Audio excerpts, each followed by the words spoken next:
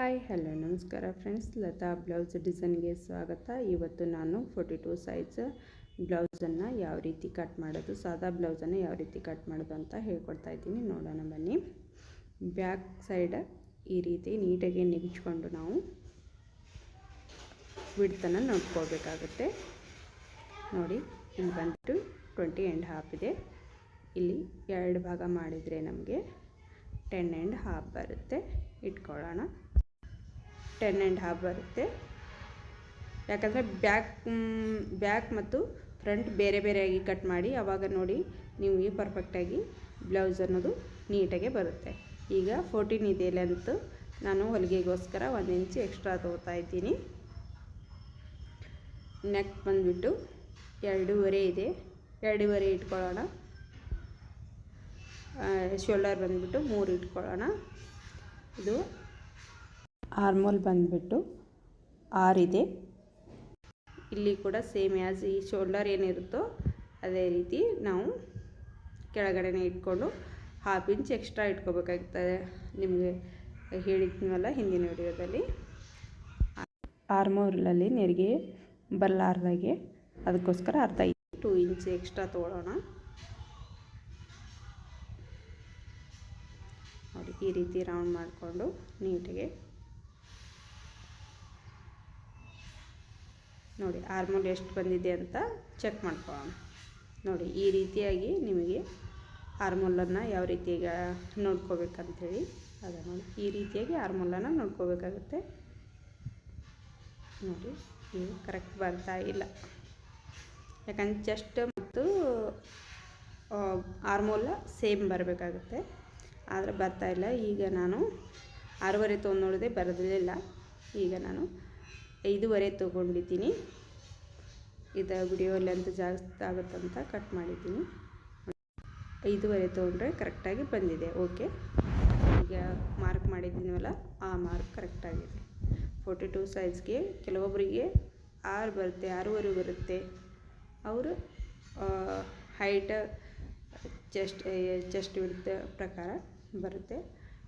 West ಬಂದುಬಿಟ್ಟು same ಅವ್ರದ್ದು West ಎಷ್ಟಿರುತ್ತೋ ಮೆಜರ್ಮೆಂಟಿನ ಪ್ರಕಾರ ಇಟ್ಟಿದ್ದೀನಿ ನಾನು. ನೋಡಿ,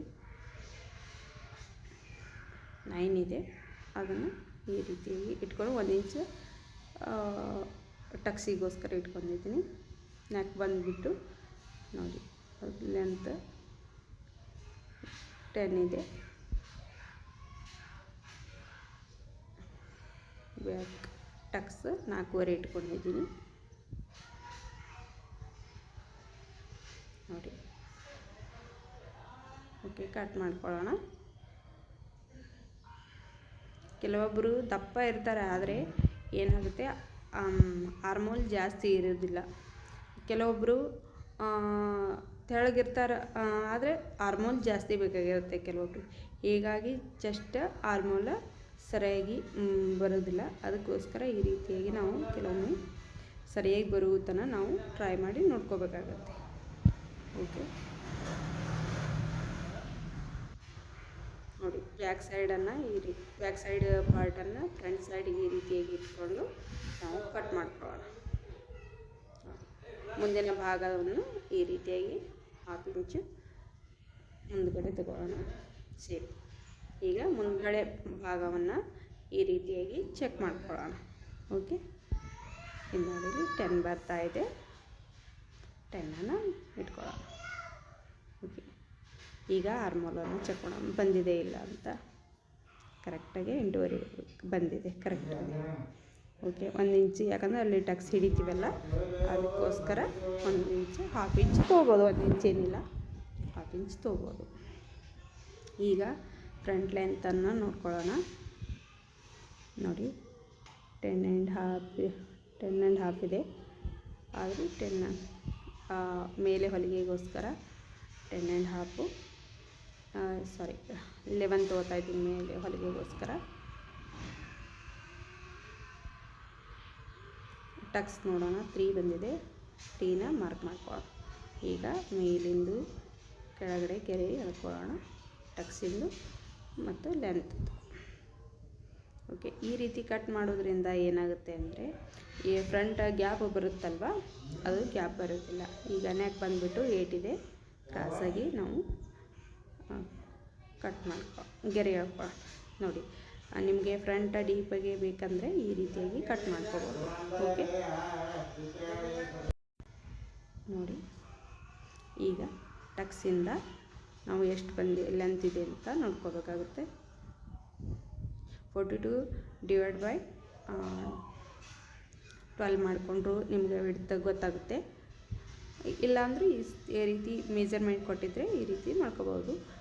ಟಕ್ಸಿಗೆ 1.5 2 ತೊಗೋಬೇಕಾಗುತ್ತೆ, 1.2. ಈಗ ಇದು ಲೆಂತ್ ನೋಡ್ಕೊಳ್ಳೋಣ. ಫ್ರಂಟ್ ಲೆಂತ್ 5 ಇದೆ, ಟಕ್ಸಿಗೋಸ್ಕರ 1/2 ಇಂಚು. ಓಕೆ, ಈ ಸೈಡಲ್ಲಿ ನೋಡ್ಕೋಬೇಕಲ್ವ ಮೆಜರ್ಮೆಂಟ್. ಅವರು ಒಂದು ಸ್ವಲ್ಪ ನಮಗೆ ಜಾಸ್ತಿ ಇಡು ಅಂತ ಹೇಳಿದ್ದಾರೆ ಫ್ರಂಟ್ ಲೆಂತ್. ಅದಕ್ಕೋಸ್ಕರ ಎಲ್ಲಿ ಅವರಿಗೆ ಅಡ್ಜಸ್ಟ್ ಆಗಂತ ನೋಡಿ ನಾವು ಇಲ್ಲಿ ಮಾಡ್ಕೋಬೇಕಾಗುತ್ತೆ. ನೋಡಿ, ಫ್ರಂಟ್ ಲೆಂತ್ ಬಂದುಬಿಟ್ಟು ಈಗ ಇಲ್ಲಿಗೆ ಮಾರ್ಕ್ ಮಾಡ್ಕೋತಾ ಇದ್ದೀನಿ. ಅಂದರೂ ನಮಗೆ ಒಂದು ಸ್ವಲ್ಪ ಸೇಪ್ ಬರಬೇಕಲ್ವ, ಅದಕ್ಕೋಸ್ಕರ ಇನ್ನೊಂದು ಗೆರೆ ಹೇಳ್ಕೊತಾ ಇದ್ದೀನಿ. ಓಕೆ ನೋಡಿ, ಟಕ್ಸಿಗೋಸ್ಕರ ನೋಡಿ ಇದು ಮೇನ್ ಟಕ್ಸ್ ಇರುತ್ತಲ್ಲ, ಅಲ್ಲಿಂದ ಕ್ರಾಸಾಗೆ ಸೀದಾ ಸ್ಟ್ರೇಟಾಗೆ ಬರಬೇಕಾಗುತ್ತೆ. ಈಗ ಬಿಡುತ್ತೆ, ಮುಂದಿನ ಟಕ್ಸಿನ ಬಿಡುತ್ತೆ ನೋಡ್ಕೊಂಡು ಕರೆಕ್ಟ್ ಇದೆ ಇಲ್ಲ ಅಂತ ನೋಡ್ಕೋಬೇಕಾಗುತ್ತೆ. ಸೈಡಿನ ಟಕ್ಸ್, ಸೈಡಿನ ಬಿಡುತ್ತೆ ನೋಡಿ. ಈ ರೀತಿಯಾಗಿ ಈ ರೀತಿಯಾಗಿ ಮಾಡ್ಕೊಳ್ಳೋದ್ರಿಂದ ನಿಮಗೆ ಫ್ರಂಟು ಗ್ಯಾಪ್ ಅನ್ನೋದು ಬರೋದಿಲ್ಲ, ತುಂಬ ನೀಟಾಗಿ ಬ್ಲೌಸ್ ಅನ್ನೋದು ಬರುತ್ತೆ. ಅದಕ್ಕೋಸ್ಕರ ಈ ರೀತಿ ಕಟ್ ಮಾಡಿಕೊಂಡ್ರೆ ತುಂಬ ಚೆನ್ನಾಗಿ ಬರುತ್ತೆ. ಓಕೆ ಫ್ರೆಂಡ್ಸ್, ಈ ರೀತಿಯಾಗಿ ಕಟ್ ಮಾಡಿ ನೋಡಿ ಎಷ್ಟು ನೀಟಾಗಿ ಬರುತ್ತೆ ಅಂತ.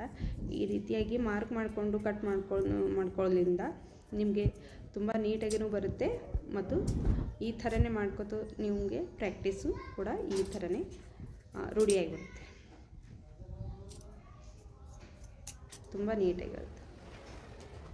ಓಕೆ, ಈಗ ಕ್ರಾಸ್ ಪಟ್ಟಿಯನ್ನು ನಾವು ಬೆಲ್ಟ್ ಪಟ್ಟಿಯನ್ನು ಓಕೆ ಈ ರೀತಿ ನೀಟಾಗಿ ನೆಚ್ಕೊಂಡು ಇಲ್ಲಿ 3 ಇದ್ದರೆ 4 ತೊಗೋಬೇಕಾಗುತ್ತೆ, ಯಾಕಂದರೆ ಹೊಲಿಗೆಗೆ 1 ಇಂಚು ಎಕ್ಸ್ಟ್ರಾ ತೊಗೋಬೇಕಾಗುತ್ತೆ.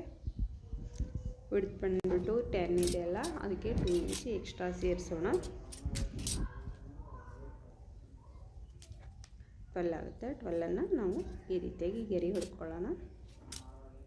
1/2 ಇಂಚು ಶೇಪಿಗೋಸ್ಕರ, ಸೊಂಟಿನ ಶೇಪಿಗೋಸ್ಕರ ತುಂಬ ನೀಟಾಗಿ ಬರುತ್ತೆ ಈ ರೀತಿ ಬೆಲ್ಟ್ ಪಟ್ಟಿ ಕಟ್ ಮಾಡಿಕೊಂಡ್ರೆ ನೀವು. ನೋಡಿ,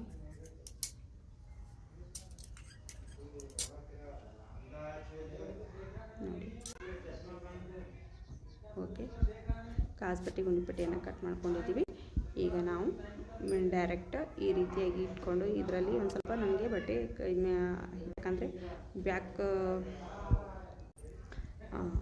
ಬಾರ್ಡ್ರ್ ಇಡಬೇಡ ಅಂತ ಹೇಳಿದ್ರು ಅವರು, ಆದರೆ ಇಲ್ಲಿ ನನಗೆ ಬಟ್ಟೆ ಒಂದು ಸ್ವಲ್ಪ ಕಡಿಮೆ ಬೀಳ್ತಾ ಇದೆ, ಅದಕ್ಕೋಸ್ಕರ ಬಾರ್ಡ್ರನ್ನು ಇಟ್ಕೊಳ್ತಾ ಇದ್ದೀನಿ. ನೋಡಿ ನೋಡಿ, ಈ ರೀತಿಯಾಗಿ ಅಸ್ತರ್ ಮೇಲೆ, ಮೇನ್ ಫ್ಯಾಬ್ರಿಕ್ ಮೇಲೆ ಇಟ್ಟು ಅಸ್ತರನ್ನು ಈ ರೀತಿ ಕಟ್ ಮಾಡ್ಕೊಳ್ಳೋಣ. ಓಕೆ ಫ್ರೆಂಡ್ಸ್, ಈ ವಿಡಿಯೋ ಇಷ್ಟ ಆದರೆ ಲೈಕ್ ಮಾಡಿ, ಶೇರ್ ಮಾಡಿ, ಹಾಗೆ ಸಬ್ಸ್ಕ್ರೈಬ್ ಮಾಡೋದನ್ನು ಮರಿಬೇಡಿ. ಮುಂದಿನ ವಿಡಿಯೋದಲ್ಲಿ ಪಫ್ ಸ್ಲೀವ್ಸ್ ಯಾವ ರೀತಿ ಕಟ್ ಮಾಡೋದು ಅಂತ ತೋರಿಸ್ತಾ ಇದ್ದೀನಿ ನೋಡಿ. Thank you.